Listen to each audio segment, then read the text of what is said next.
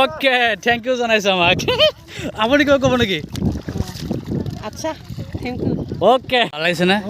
ঠিক আছে দোয়া কৰিব আমাৰ কাৰণে সিহঁতে ইমান কষ্ট কৰি আছে সিহঁতক মাতিবই নালাগে ওচৰতহে যাব লাগিব তোমাৰ আমি ধান খেতি হয় সিহঁতে ধান খেত লগাই পিছত তাৰ পৰা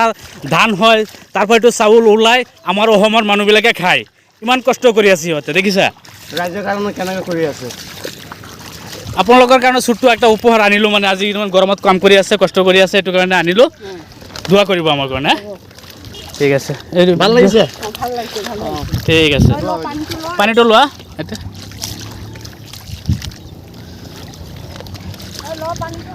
অকণমান লওক পানীটো দিয়া দিয়া দিয়া দিম ঠাণ্ডা পানী আছে ভগৱানে মিলাইছে আজি ঠিক আছে ঠিক আছে এইটো আইতা এইটো মোৰ আইতা হয় ৰৌমাৰী চিনি পাইছে ৰৌমাৰী পৰা তুমি তাক দিয়া পানী দিয়া thank you okay thank you জনাইছে আমাক আপুনি কিবা ক'ব নেকি আচ্ছা থেংক ইউ ওকে ঠিক আছে এই যে আমাৰ দাদাবিলাকে পানী পাইছে মাত্ৰ দুবোতল কিন্তু মানুহ বেছি পানী শ্বৰ্ট মাৰি দিলে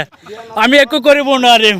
আগতে যেতিয়া ৰাস্তাৰ সন্মুখতে বোলে গৈছিলোঁ তেতিয়া মানুহ চাইছোঁ 22-23জন মানুহ আছিল ঠিক আছে বেয়া নাপাব নেক্সট টাইমত আকৌ দেখা হ'ব মোৰ আপোনালোকৰ লগত হা ঠিক আছে মোৰ চেনেলটোৰ নাম আৰিফ ভাই 01 হয় অঁ ঠিক আছে ভাই তেনেহ'লে আপুনি আপোনালোকে কষ্ট কৰি আছে আমাৰ কাৰণে কৰিছে এইটো আমাৰ অসমৰ মানুহে খায় এইটো আমাৰ অসমৰ ভাত হয় চাউল হয় ইয়াৰ পৰাই ধান হা আগতে ধান হোৱাৰ পিছত চাউল হয় এইটো আমি খাব লাগে আমাৰ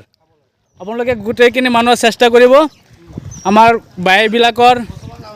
সিহঁতৰ কাৰণে মানে অকণমান যাতে হেল্প হয় আমাৰ দ্বাৰা আমি সেইটো চেষ্টা কৰিম ৰাখিলোঁ বাই দাদা কিবা ক'বা নেকি লাষ্ট কৰি কোৱা